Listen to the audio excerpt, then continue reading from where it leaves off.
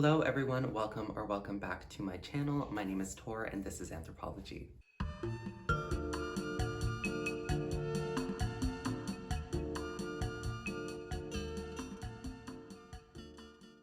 Alright, thank you for joining me in today's video. If this is your first time, welcome. Thank you so much for joining me. I hope you enjoy your stay. Please subscribe if you feel so inclined. Turn on the bell if you want to be notified when I post. Like this video if you like it, and comment anything that comes to mind.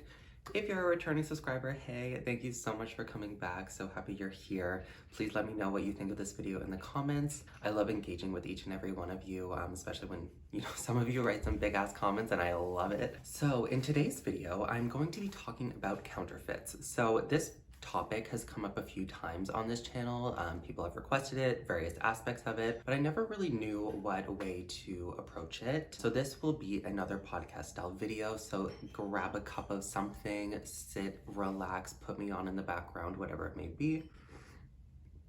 So I'm filming in the morning. I rarely film in the morning. I normally film in the afternoon, but I had some time, so here we are. So recently there was a discussion on one of my videos in one of the comments around rich women in New York purchasing fakes and what the fallout of that was, why these rich women were purchasing fakes, and it really got me thinking about the angle that I wanted to take when approaching counterfeit items.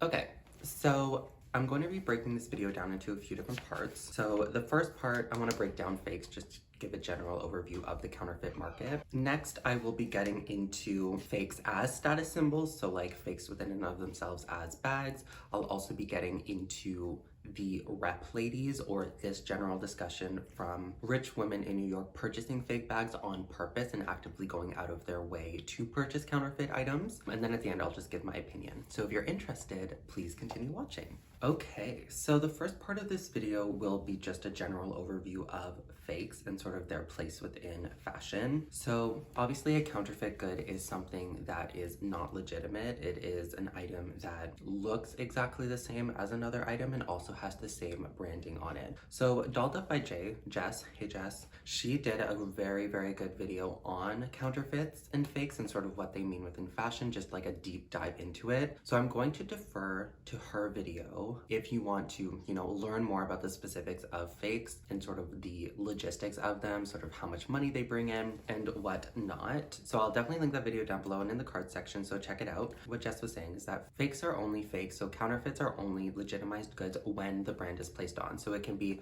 a completely legal good, a completely legal bag until the branding is put on the bag, and then it becomes illegal, then it becomes counterfeit. So the fake market is huge. It funds a variety of different things. It spans everything. It's not just luxury bags. Often it can be technology. There's a big thing about counterfeit makeup as well. So it really spans basically every single good. You can get fake iPhones. You can get fake everything basically. And this whole fake market is obviously tied to the black market. It's a illegitimate way of selling goods. These items are not, there's no clear supply chain. You don't know where the items are coming from. You don't know how they're sourced. You don't know how they're manufactured. You don't know what's in them. So the illegality, it sort of spans everything, and it is really bad from a consumer standpoint. You don't know anything about the item. You don't really have a face that you can go to for the item. Oftentimes these sellers are nameless. It's just general risky behavior, and sort of I personally don't think it's, smart consumption. If you're purchasing illegitimate goods, you know nothing about the history of the item. This market is huge. Apparently in 2020, the counterfeit market accounted for $1.82 trillion in value. That's a lot. Trillions, capital T, trillions. That's a lot of money. So generally the counterfeit market in terms of luxury, it costs these luxury houses around $12 billion per year in lost sales. So basically it's like people choosing to purchase counterfeit goods as opposed to purchasing the legitimate versions from the house will cost these houses around $12 billion per year. That's a lot of money too. So the luxury market, the counterfeit luxury market is not small. It's not just like 1, 2, 3 here and there. It's very large and it spans the globe. So part of this also has been funded and expanding through social media. So we've seen a lot on YouTube, DHGate hauls, the best fake you can find on DHGate. This fake looks so real. This fake is real leather, so amazing. And I find that type of content problematic. It is actively promoting the sale of illegitimate goods, the sale of bad goods, of counterfeit goods. And oftentimes I hear, I'll get into this a bit later, but the arguments around, well, fakes don't hurt anybody. Fakes are just bags. They don't hurt the houses. They don't hurt the business. But it's the people that you don't see. It's the sort of the version of the supply chain that you don't see, which is human trafficking, people getting moved around illegitimately to build these bags through the black market. It is things getting sourced unethically. There's a lot of darkness around the supply chain, around the manufacturing, and it's those invisible voices that often get hurt from the sale of counterfeit items, as opposed to the luxury houses or the big businesses that are creating the legitimate versions. So I want to get a little bit into the RepLadies, or this article that was originally done by The Cut, which is part of the New Yorker magazine. I'll link it somewhere, and I took quite a few screenshots from it when I was reading it because I found it very interesting. So a lot of these women, they were asked why do this? Why would you, if you could afford to purchase, you know, a legitimate version, why would you go out of your way to purchase a fake? So all of this came from a subreddit channel called the RepLadies. I believe rep stands for replica. And a lot of them said things along the lines that they wanted a bargain, so they didn't want to pay the full retail price, let's say, of a Birkin. Let's put it at 30 grand, 10% of that, you know, 10K, or no, 3K. They didn't want to spend the whole markup. And a lot of them also were saying that they were using their husband's money, so it wasn't their own money, it was like their husband's money, and they didn't feel as bad by spending 3K as they would have spending 30K. Another part which I found interesting was the hunt aspect. So a lot of them said that they loved, you know, trying to figure out which black market seller would give them the best deal, which person they could really find that had the best product. So I found the hunt aspect interesting. I hear a lot of the same rhetoric around, you know, the pre-loved market. So people love the bargain, people love the hunt, but these women are doing it on like the black market for counterfeit items. And I find it just really interesting. There are so many beautiful bags that you could buy in the $3,000 category that are legitimate. They're from legitimate sellers and from reputable sources. So I don't see, you know, why someone would go out of their way to spend, you know, 3K on the black market, and then you're just like, where's your money going? You don't know. Hey everyone, so editing tour here. So I wanted to just add this in as I saw it after I made the video. I actually found the Reddit that the account was talking about, and I started scrolling through, and similar to Purse Forum, they have different PSAs. The group is ginormous. There's over 200,000 members. There's different threads like, why is Taobao in Chinese? How to learn Chinese. And then they also have, similar to Purse Forum, like a confessionals section.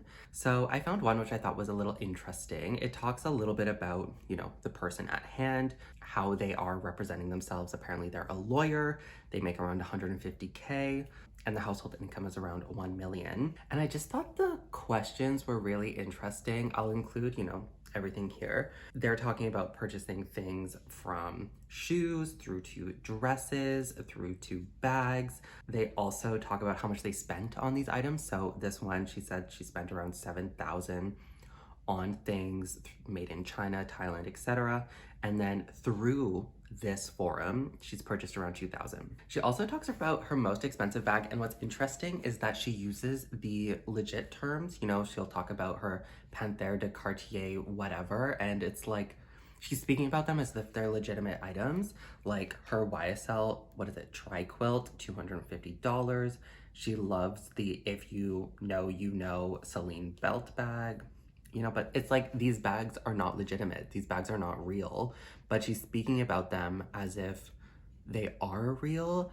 And it's just like, there's no substance into what she's saying.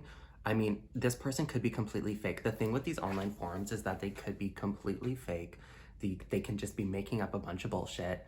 And I just find it really interesting that this one, she speaks about wanting to keep up with her clients, keep up with the people around her, but she doesn't want to spend the money on the real things, so she buys fakes.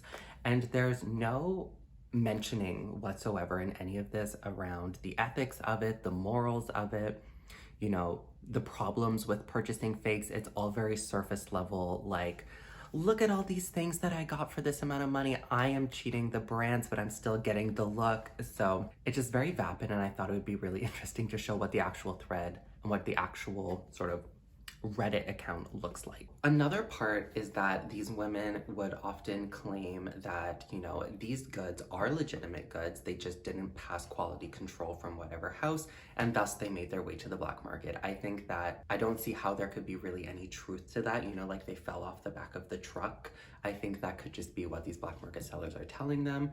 I don't think Hermes is going around, you know, scrapping their goods that don't meet quality control and sending them off to China to be sold on the black market. Like, I just really don't see that as truth or anything. If anything, I feel like they would just take apart the bag and remake it, or they would send it to like an employee sale or something like that. I don't see them sending it to the black market to sell on Reddit. So I really don't understand where these women, you know, got that rhetoric from. It could just be what these black market sellers are telling them to sort of try to legitimize their goods and try to create a sale by being like, no, these bags are real. They fell off the back of the truck. You know, I think there's some naivete within that. And then I also want to get into a little bit around sort of the class aspect to fakes. So fakes are basically Diana Thomas from Deluxe, the How Luxury Lost Its Luster book. I mentioned this in another video.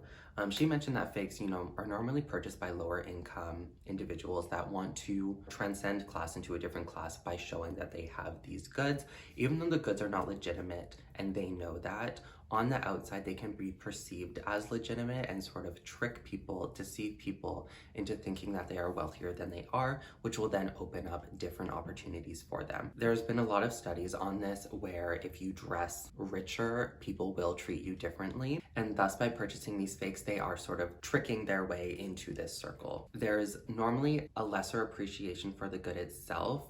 I've seen a lot of people, they may purchase fakes to see if like the item works for them, if they like it. But I find that really interesting as well, because like, why would you purchase a fake item just to see if it works for you? Like, where are you finding this fake item to begin with, and why not just try it on a store? But that's for another video. So since fakes are normally, or I guess historically, were purchased by lower income individuals, the fact that these higher income individuals that can purchase the legitimate ones are purchasing the fake ones, I think is just very interesting, because they're obviously not doing it to be showy about class. Clearly they're, you know, they're already the elite or upper class, but I still think it's a form of misrepresentation because the items are not legitimate. Like, if you bring one of your fakes into the store, if it's a 1-for-1, maybe like the store people won't tell, but you will be able to know that it is fake. You will know that it's counterfeit. And I feel like that's a misrepresentation. So another part of this, which I think is really interesting, is the online sort of pride or bragging about it within this subreddit. Obviously they're anonymous on Reddit, but the fact that these women are going about sort of bragging about, look at these fakes that I bought, look at all of this, I think it also shows like an element of detachment from the people that are actually making these garments. And I think having pride and actively showing that you support the black market, I think that's really problematic, especially on social media, especially within like sort of how we live in the age of mindful consumption. If you're actively choosing to be not mindful in your consumption in terms of a global sense, I definitely think that's problematic, and maybe you should reevaluate. But obviously you do you. If you want to buy things from the black market, pop off, sis. I just won't support you. So I want to get a little bit into sort of arguments for fakes. You know, there are arguments for fakes. It's a very large business. I can see that some people want to buy them if they want to try out a bag. I think there are better ways to do this, but I have seen the argument before. They want to see if the item works for them, and they would rather pay 10% of the price than, you know, spend the whole thing. But then at the end of the day, if you're looking at luxury, 10% of a $3,000 bag is still $300. So you're spending a decent amount of money on a bag that is illegitimate. I've also seen arguments that people will say, oh, it's just a bag. It will hold all of my things. It will give the same look, and it will basically function exactly the same as the luxury version for 10% of the cost. And yes, I agree with that 100%. If you're looking specifically at the good itself, it will function exactly the same. However, if you look sort of behind the good, you will have no clue how the item was manufactured, what's actually in the fabrics. There's been a lot of studies, especially by CBC Marketplace, where they purchased things from Shein, you know, Alibaba, DHGate, whatever it may be, and they found toxic levels of sort of forever chemicals within these fabrics. They tested children's clothing, which I think was kind of nefarious within and of itself, but the same rings true for this. You don't know what's in the fabric, you don't know what's in the dyes of these materials, and there is no regulation over the fabrics, over the manufacturing process, over the supply chain. yes, you can get a bag for less, but you don't know what's in it. You don't know if there's lead in the paint. You don't know if there's like arsenic, whatever it may be, and it could be toxic for you long term. And then I've also seen, well, what's the big deal? You know, it's not hurting the brand. It's not really hurting, you know, anybody if you buy a fake. It's like, sure, it may not be hurting anyone in your legitimate circle. It does hurt the brand in terms of lost revenue, but a big company, you know, they can handle it. They exploit people within their own right. But for me, it's the invisible people that are manufacturing the bags. Sure, a lot of brands, a lot of legitimate brands also have unethical areas of their supply chain. They exploit migrant workers, they exploit workers in various parts of the world. But the problem with the black market is that there is no accountability. At least with legitimate sort of reputable sources, they can be held accountable and they can be held to make different changes. Whereas within the black market, there's no one to hold accountable. There's no one visible that you can hold accountable, that you can say, you need to change your practices. It's just sort of a void. You don't know where the items are coming from. You don't know who is profiting from the items. And a lot of the times, the people profiting, the people that will be getting the main portion from the sale of these illegitimate goods are people within organized crime. And it's like, at the end of the day, I think as a conscious consumer, you need to know who your money is supporting and where that money is going. If you don't know anything about the transaction that you're sort of engaging in other than the fact that you're going to be getting something, I think there's a lot of question marks that you should maybe look into, and that's just like my take. So I think there are, for me, a lot of arguments against fakes. I disagree with fakes. I think if you're looking for a nice bag within a lower price range, you don't have to get a fake item. You can get a very nice, legitimate item from a reputable retailer. If you're looking at the $300 category, there are so many bags, so many nice bags within that category, and you do not need to get a fake version. If you want the look, pop off, get it, do whatever you want at the end of the day, but just try to think a little bit about the people that are making it. If you buy fast fashion, chances are the same people may be making it, but I definitely think that fakes are not great, in my opinion. I do think fakes help legitimize certain things, however. I think fakes help legitimize, iconic styles. They help boost value of certain styles because they are so popular, but I also think they devalue certain items, like the Louis Vuitton Neverfull, the Louis Vuitton Speedy. These items have been counterfeited so many times that now when I see one, I'm like, is that a real one? Is that a fake one? And I'll look very closely at it to try to gauge for myself to see if there's any misaligned LVs or whatnot. So I think in some cases they help legitimize, but some cases they also help delegitimize. People will go to the brand in order to get a full priced item. I was watching Jessie Styles' video recently where she purchased a counterfeit Loewe item unbeknownst to her. She didn't know when she purchased it, but she only found out after she had it authenticated. And the feeling that she had after was really sad. And I totally get that. You feel duped, you feel tricked. I think there's also problems with fakes in the pre-loved market itself. So the pre-loved market has been growing, expanding super, super fast, sort of in correlation with the regular luxury market, which has been, popping off.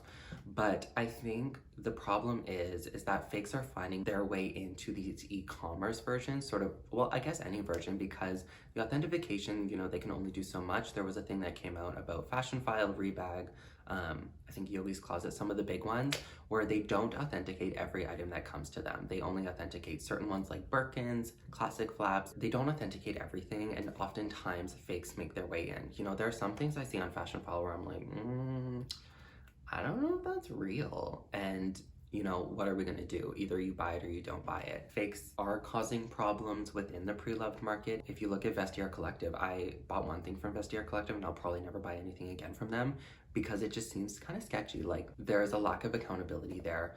And also eBay is sort of notorious. You have to be careful unless you buy from Japan. A lot of countries have introduced counterfeiting laws where if you get caught selling a counterfeit good, it is illegal. I know Japan's big on this to try to legitimize their pre-loved market. So, it's a lot of food for thought. Where I stand personally on fakes is that I don't agree with them. If you buy one, good for you. But I think if you want to be an ethical shopper, if you want to have a little bit more mindfulness in your consumption, you should think about the whole supply chain.